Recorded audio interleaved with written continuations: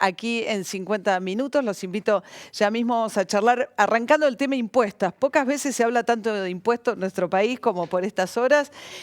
Daniel Lipovetsky, diputado del PRO, estuvo hoy negociando ahí en la Comisión de Presupuesto y Hacienda. Gracias por venir. No, gracias a vos, María. ¿Cómo estás? Bien. Iván Sasovsky, tributarista. Buenas noches. ¿Qué tal? Buenas noches, María. Bueno, ¿en qué pasó hoy, para resumir? ¿En qué quedó la cuestión en la discusión? El Frente Renovador, para sintetizarlo mucho, tiene un proyecto mucho más generoso de empezar a pagar solamente a partir de los 40.000 pesos de ingreso. El PRO, en cambio, propone un esquema donde gente que hoy no paga el impuesto pasaría a pagar el año que viene.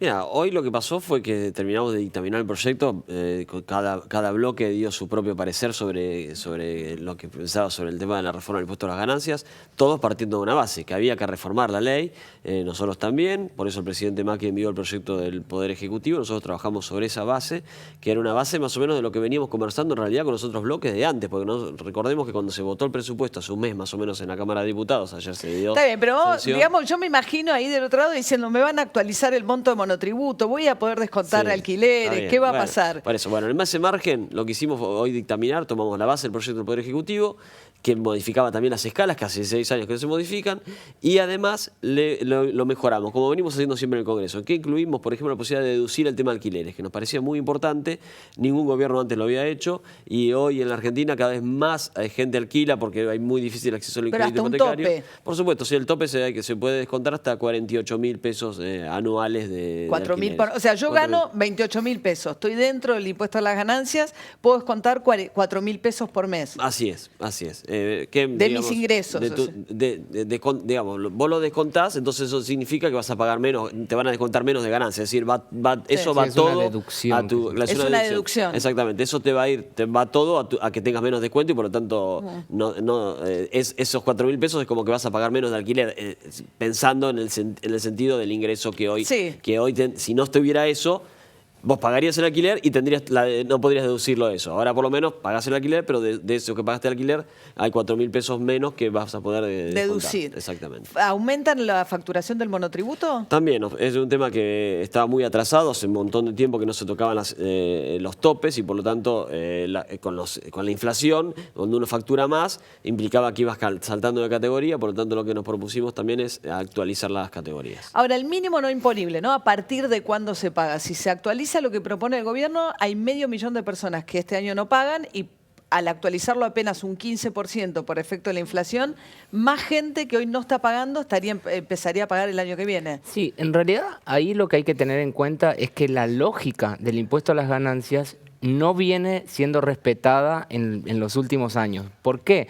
Porque las tablas que no se actualizaban hace 16 años impedían que el impuesto sea lo suficientemente progresivo, María. Entonces, cuando uno entraba o superaba el mínimo no imponible, ni bien lo superaba, pagaba el 35%. Lo que está haciendo bien el gobierno es actualizar algo que no se tocaba, como decíamos, hace más de 15 años, pero lo que está buscando es ensanchar la base, es decir, que más gente pague el impuesto a las ganancias, pero con una alícuota inicial del 2% para los que nunca pagaron y con una alícuota en promedio mínima del 5%. Eso nunca pasó, o al menos no tenemos referencias cercanas que la gente esté pagando eso, porque el impuesto a las ganancias nunca se actualizaba por inflación. Bueno, sí, esa es la ventaja, ¿no? Sí. Uno lo mira, entra más gente, pero paga menos con mayor progresividad. Sí. Se suma también Miriam Bregman, del Frente de Izquierda de Trabajadores. Buenas noches, Miriam. ¿Qué tal? Buenas noches. La promesa de Macri había sido campaña, los trabajadores no tienen por qué pagar ganancias, ¿no? Hoy dijo, no, eso es un problema del 3% de los trabajadores que están en blanco, como diciendo... Era un argumento muy del kirchnerismo que decía, esto es un tema solamente de los trabajadores asalariados que mejor ganan en la Argentina. Sí, bueno, primero marcar eso que vos decís. Prat Gay estuvo hace 2 o 3 días en el Congreso y lo que sentí es una repetición total de los argumentos del kirchnerismo. Que había que sacarle a los trabajadores que más tienen para darle a los que menos tienen. Digo, una versión rara, ¿no? Porque ya no hablamos de sacarles a los empresarios, a los multimillonarios, sino sacarle a los trabajadores que por ahí cobran un poquito más, que hacen una hora extra y entran en el impuesto a las ganancias para darle a los sectores populares. Eso ya es una primera definición copiada del kirchnerismo. La segunda definición copiada del kirchnerismo es que no hay que financiar las provincias, como si esto fuese una responsabilidad de los trabajadores y no del resto del modelo tributario, del modelo Claro, impositivo. ahí vale una aclaración, ¿no? Sí. Que como es coparticipable impuesto a las ganancias, en esto los gobernadores están con Macri, digamos, no quieren que baje mucho el impuesto a las ganancias porque ellos se le bajan sus ingresos, ¿no? Sí, pero ellos Mira. dijeron otra cosa en la campaña. Perdóname una cosa, No, Daniel. tranquilo. Ellos dijeron otra cosa en la campaña. Acá todos en la campaña decían el salario no es ganancia, el salario no es ganancia. Mucha gente votó por eso. Nosotros sabés que tenemos una fuerte inserción en muchísimas fábricas y había trabajadores que decían, yo al kirchnerismo no lo voto nunca más, que por ahí lo habían votado porque me cobran impuestos a las ganancias, me mato trabajando, trabajo 12 horas y la diferencia se la lleva el gobierno, como dicen comúnmente. Bueno, y votaron muchos de ellos creyendo las promesas de campaña. Entonces acá hay un año de robo al salario. Se María, expropió yo- el salario de los Dos trabajadores. cosas. Sí. Primero, no comparto para nada que nos puedan comparar con el kirchnerismo en este punto. El kirchnerismo, digamos, no tocó el impuesto a las ganancias casi en ningún momento. Es más, se aprovechó la inflación para que cada vez se pague más impuesto a las ganancias. Este gobierno en un año 2 veces modificó el impuesto a las ganancias. Y esta última vez, incluso proponiendo la modificación de las escalas, que los 12 años que el kirchnerismo no se hizo, no lo hizo el gobierno de Dualde y tampoco lo hizo el gobierno Sí, de la esta Alianza. tablita María. viene Por de lo la tanto, etapa de Machini. por lo tanto, Eso, digamos, eso es se lo un- concedemos, es una- eso una chequeado diferencia- diría que Pero es van a cierto. seguir Pero cobrando aparte- el impuesto a las ahora, ganancias y y déjame dijeron que terminar, no. déjame Pero terminar. eso sí, No, pero la déjame terminar promesa una era cosa. otra. Y La promesa no, era para eso, déjame otra. terminar otra cosa. Y la verdad, este es un proceso de ir digamos, de alguna manera, cada vez va a haber más trabajadores que van a pagar menos impuestos a las ganancias. Pero Esto está aparte claro. hay que- Entonces, hay que me parece que este dejar en proceso, claro- nosotros coincidimos en que en algún momento tenemos que converger hacia que no paguen más los trabajadores impuestos a las ganancias. Ahora, para eso también nosotros... Y los jubilados, pues los jubilados Bueno, demandan... pero hay Exactamente. cuestiones técnicas que hay que dejar en claro que en enero de este año, antes de que se actualice el mínimo no imponible, ¿sabes cuántos mínimos no imponibles había vigentes? 15. Eso es lo que se dejó del impuesto a las ganancias. Se lo utilizó políticamente este impuesto de una manera aberrante. Con lo cual, hablar hoy por hoy de progresividad del impuesto cuando no había referencias, se sacaban decretos, era totalmente bien, injusto que no es lo que se progresivo el había impuesto que se le planteado. cobra a los trabajadores Pero, a ver, sobre su en todo el salario. mundo se cobra el impuesto a las ganancias. Decime qué país no cobra el impuesto a las ganancias a los altos ingresos. Decímelo Bueno, porque no decime un país existe. donde un gobierno asume Bueno, y el pero- primer día dice, le dejo de cobrar a No, la yo no voy a minería, hablar le dejo de, de cobrar a las esas grandes promesas de cerealeras. campaña. Simplemente No, ¿qué hablo promesas? de Las otras no de las prometió y las hizo. Yo, Acá yo hablo de las es cuestiones una estafa fácticas electoral. que se pueden aplicar y cuáles no. Pero digo, respecto a este tema del impuesto a las ganancias, no son comparables las situaciones porque hay momentos como a principios de este año en el que directamente las personas no tenían referencia sobre qué No, está bien, salario pero está bien, pagaban. vamos para adelante, pues Sí. la discusión era una promesa, pero vamos a la discusión en la que están ahora. El impuesto al juego que propone el Frente Renovador, porque la otra discusión es el Frente Renovador propone una cosa mucho más generosa, si se quiere, mucha menos gente pagaría y pagaría mucho menos ganancias, y ustedes le contestan, es irresponsable porque eso me genera un hueco fiscal que no tengo manera de cubrir. El Frente Renovador dice, no, yo les propongo cómo cubrir ese hueco, eso que dejan de recaudar y les propone impuesto al juego y un tema de renta financiera. ¿Eso van a acordar ustedes?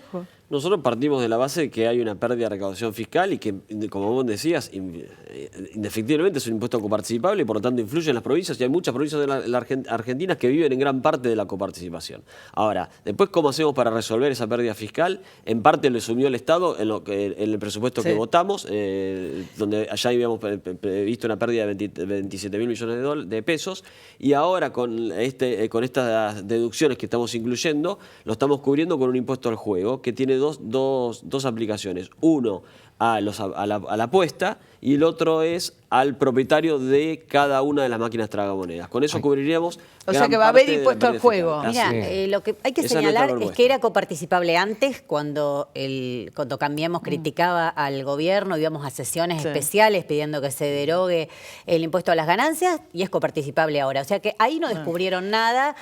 Lo que hay que discutir descubrir, es es una realidad. qué grandes rentas, bueno, pero antes no lo cuestionaban. Sí, sí. antes decían hay que... Estamos avanzando hacia mejorar No, el antes impuesto. decían el salario Este de año ganancias modificamos 2 veces. Ahora, hablemos de un tema que me interesa puntualizar, que es una novedad. Pleno blanqueo, el 31 vence un nuevo plazo, se discutió en el Congreso, parientes habían quedado afuera y entraron con un decreto. ¿Ilegítimo? Ilegítimo, porque es completamente ilegítimo beneficiar a familiares de una medida como esta, que es así que desfinancian, ¿no? Porque es dinero que se fugó y demás, y en vez de investigarse todo eso, la Argentina tiene... pero eso ya es ley. No, déjame terminar una No, frase. está bien, pero eso ya es ley. Sí, yo estuve en esa ley Por eso, y recuerdo pero horas y horas de debate, bueno, por nos eso, quedamos hasta ya la es ley. madrugada, si me dejas terminar te agradezco, y expresamente se prohibió los familiares. Entonces, además de ser ilegítimo, es ilegal.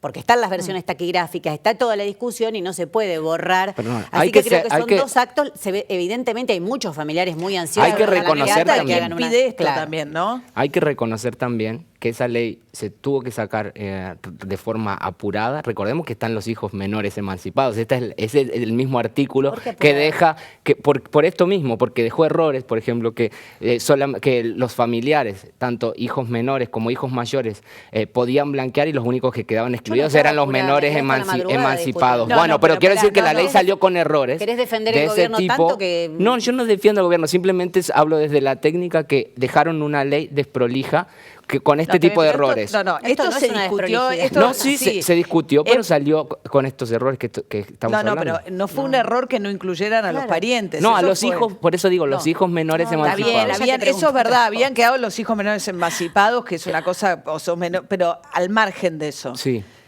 Había una decisión política que no hubo consenso para que los parientes de los funcionarios públicos pudieran blanquear. Y eso se cambió con un decreto. Sí, a ver, el decreto lo que hace, lo que establece, no es que en todos los casos los parientes van a poder blanquear, sino solamente por el patrimonio que se haya incluido cuando el funcionario no era pariente. Tiene que acreditar que ha sido un bien que compró un padre hace 20 años y que después el hijo ahora fue un patrimonio anterior a ser funcionario. Pero igual eso en el Congreso no pasaba. No. La verdad que no sé si fue la discusión. La discusión fue si podían blanquear o no, y en ese caso lo que se estableció fue que en principio no. Después el Ejecutivo hace esta interpretación sobre el alcance de esa norma. Es discutible jurídicamente, porque yo creo que el artículo que nosotros votamos es bastante claro. Pero bueno, esto creo que va a ser, lo han decidido judicializar algunas fuerzas políticas. Creo que será cuestión de interpretación judicial. Hay quienes sostienen de que la reglamentación, el Ejecutivo puede decir, bueno, en realidad la exclusión es para que los parientes de los funcionarios que hoy están no puedan blanquear, pero no le podemos responsabilizar a un padre que compró un bien hace 20 años y nunca se podía imaginar que su hijo, después de 20 años después, iba a ser funcionario y ese bien no lo pueda blanquear. Entonces, desde ahí habrá que dar la discusión, más allá de que, por supuesto...